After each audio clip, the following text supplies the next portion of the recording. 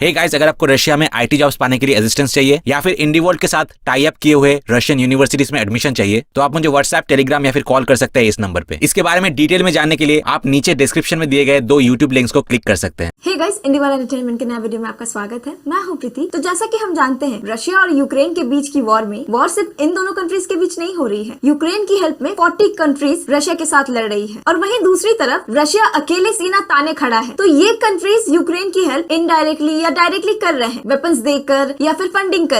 और यहाँ तक कि यूक्रेन के तो लोगों ने ये भी सवाल किया था कि हमारी खुद की ही इकोनॉमी खतरे में है और हम यूक्रेन को मिलियंस एंड बिलियंस देकर फंडिंग कर रहे हैं। तो पहले अपनी धोती खुलने से बचा लो, बाद में दूसरों की इज्जत बचाना। और वहीं दूसरी ओर इंडिया और दूसरे कंट्रीज अपने नेशनल इंटरेस्ट और अपने लोगों के लिए चीप प्राइस में ऑयल खरीद रहे हैं। तो इनको मिर्ची लग रही है कि ये कंट्रीज रशिया की हेल्प कर रहे हैं और वहीं उन्हीं के लोग ये कह रहे हैं कि इंडिया तो अच्छा कर रहा है, कम से कम वो अपने लोगों के बारे में तो सोच रहा है और तुम क्या कर रहे हो? परंपरा, प्रतिष्ठा और अनुशासन के लिए अपने ही लोगों को तकलीफ दे रहे हैं और वो भी किसके कहने पर? यूएसए के कहने पर। उनका क्या है, वो तो मस्ती में है। दूसरों के बीच झगड़े लगाकर मजे लेना तो उसका काम ही है और उनकी तो टैंकी भरी पड़ी है, किसी चीज की कमी भी नहीं है उनको। बस दूसरों पर सैंक्शंस लगाना और बिन मांगा नसीहत देना, एक यही तो काम बच गया है। ये बस चाहता है कि इसके आगे कोई ना जाए, भले इस चक्कर में 1-2 की बलि चढ़ जाए। अगर दुनिया में अपनी पोजीशन बनाए रखने की बात आएगी तो यूएसए अपना ही फायदा देखेगा। वेल, तो आज के वीडियो में हम देखेंगे इंडिया रशिया को अराउंड 500 चीजें एक्सपोर्ट करेगा। तो ये इंडिया के लिए एक बहुत बड़ी अपॉर्चुनिटी है और उससे भी ज्यादा गौर करने वाली बात है इस वीडियो का टाइटल। तो इस वीडियो के टाइटल में लिखा गया है अनयूजुअल। अगर वेस्टर्न कंट्रीज यूक्रेन के नीड्स को पूरा कर रहे हैं तो वो यूजुअल है, लेकिन यहाँ ये अनयूजुअल है। वाह। बट एनीवे, हम वीडियो देख लेते हैं वीडियो में क्या दिखाया गया है और रशिया ने किस किस चीजों की मांग की है। बट शुरू करने से पहले अगर आपने द गेम ऑफ 7 अभी तक ट्राई नहीं किया है तो जरूर करें। ये बहुत मजेदार गेम है, साथ ही बहुत इंटरेस्टिंग भी है। लिंक आपको डिस्क्रिप्शन में मिल जाएगा। तो चलिए शुरू करते हैं।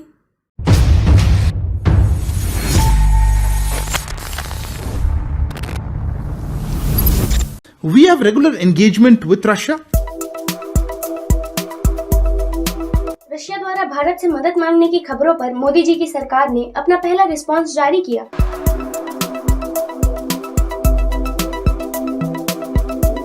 भारत ने रशिया के साथ अपने रिलेशंस का बचाव तब किया जब रॉयटर्स ने ये रिपोर्ट दिया कि मॉस्को ने कार्स, एयरक्राफ्ट्स के पार्ट्स और पोटेंशियल डिलीवरी के लिए रॉ मटेरियल्स जैसे 500 आइटम्स की लिस्ट भेजी।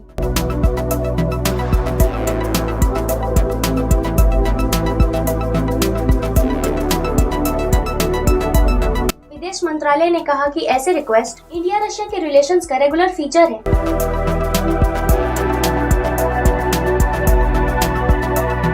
विदेश मंत्रालय के स्पोक पर्सन अरिंदम बख्शी ने कहा कि इस पर और कुछ भी नहीं कहा जाना चाहिए। रशिया के साथ हमारा रेगुलर एंगेजमेंट है कि ट्रेड को एक्सपेंड कैसे किया जाए या इसे कैसे बनाए रखा जाए या इसे एक्सपेंड कैसे किया जाए, और ये काफी सालों से चल रहा है। समय समय पर दोनों ही कंट्रीज ने इंटरेस्ट और प्रायोरिटी के एरिया को इंडिकेट किया है, Interest and priority. कि वो इसे देखेंगे। और मैं रिक्वेस्ट करूंगा कि इस पर और कुछ नहीं कहा जाना चाहिए। मैं श्योर नहीं हूँ कि कोई एग्रीमेंट या ऐसा कुछ है, और अगर उन्हें भी ऐसे आइटम्स का सप्लाई किया गया है जैसा कि आपने बताया कि एक पूरी लिस्ट है, लेकिन जैसा कि मैंने कहा कि ये एक रेगुलर फीचर है और इस पर और कुछ नहीं कहा जाना चाहिए। ट्रेडर्स का कहना है कि वेस्टर्न सैंक्शंस ने रशिया में कुछ जरूरी प्रोडक्ट्स के सप्लाई को डिसेबल कर दिया है। एयरलाइंस को पार्ट्स की काफी ज्यादा कमी का सामना करना पड़ रहा है क्योंकि ज्यादातर प्लेन्स फॉरेन मेड है।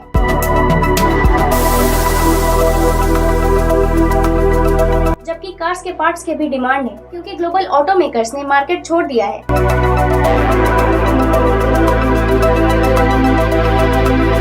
पीएम नरेंद्र मोदी जी की गवर्नमेंट रशिया के वॉर को ओपनली क्रिटिसाइज करने में वेस्ट में शामिल नहीं हुई।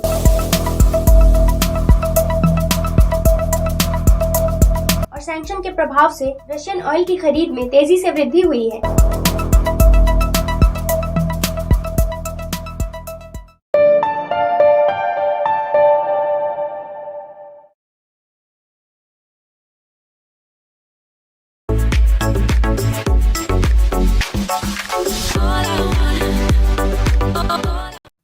पहला कमेंट है एरो। इन्होंने लिखा है टाइम टेस्टेड फ्रेंड को हमेशा सपोर्ट किया जाएगा, खास करके तब जब उन्हें हमारी जरूरत होगी। Long live this friendship. साहशीना खान ने लिखा है, इंडिया यही तो चाहता था, रशिया के साथ इमरान खान का रिलेशन खराब करना और अपना रिलेशन रशिया के साथ अच्छा करना। इंडियंस की सोच कितनी बुरी है। हाँ, इंडियंस की सोच बहुत बुरी है और पाकिस्तानियों की सोच तो सबसे अच्छी है, इतनी अच्छी कि कोई दूसरी कंट्री तारीफ नहीं करते, इसीलिए इन्हें खुद करनी पड़ती है। आपको जस्टिफाई क्यों करना पड़ रहा है? हर वक्त ये खुद की वकालत करते हैं। तुम्हारे तो खुद के दोस्त भी तुम्हारी तारीफ नहीं करते। अमेरिका तो तुम्हारी हरकतों से परेशान ही है। चाइना की तो मजबूरी है तुम्हारी हेल्प करना, क्योंकि दुश्मन का दुश्मन तो दोस्त ही होता है। अगला कमेंट है एम बैक्स्टर। इन्होंने लिखा है, इंडिया को अमेरिका की बुली के अगेंस्ट कड़े कदम उठाने चाहिए और उनकी गवर्नमेंट को याद दिलाना चाहिए कि वो 40 सालों से इंडिया के खिलाफ पाकिस्तानी टेररिज्म को सपोर्ट करते आ रहे हैं। इंडिया को उनसे कहना चाहिए कि ठीक है, हम रशिया से ट्रेड नहीं करेंगे अगर तुम पाकिस्तान को टेररिस्ट देश घोषित कर दोगे और पाकिस्तानियों की सारी हेल्प करना बंद कर दोगे और इंडिया से माफी मांगोगे इतने सालों से इंडिया को अटैक करने के लिए, पाकिस्तान की हेल्प करने के लिए। वेल, ये तो अमेरिका कभी नहीं मानेगा। अपने बच्चे को कोई भला त्याग सकता है? लेकिन ये बात तो सही कही इन्होंने कि इतने सालों से अमेरिका इंडिया के अगेंस्ट पाकिस्तान की हेल्प करता आ रहा है। After knowing that the help they are doing to Pakistan, I mean by providing them weapons, Pakistan will use that help against India. लेकिन हमने तो कुछ नहीं कहा आज तक। So now when India is minding its own business, तो अमेरिका की जल क्यों रही है? तो ये तो जलेंगे ही, क्योंकि इनका काम है जलना। अगला कमेंट है घोस्ट कटारिस। इन्होंने लिखा है, फॉरेन मीडिया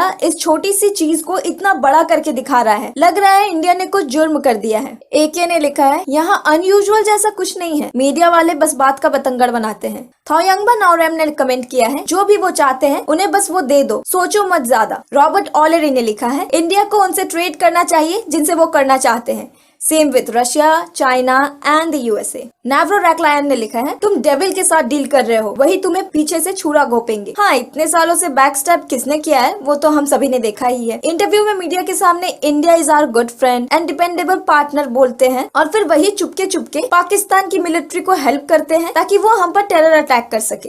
कुछ भी।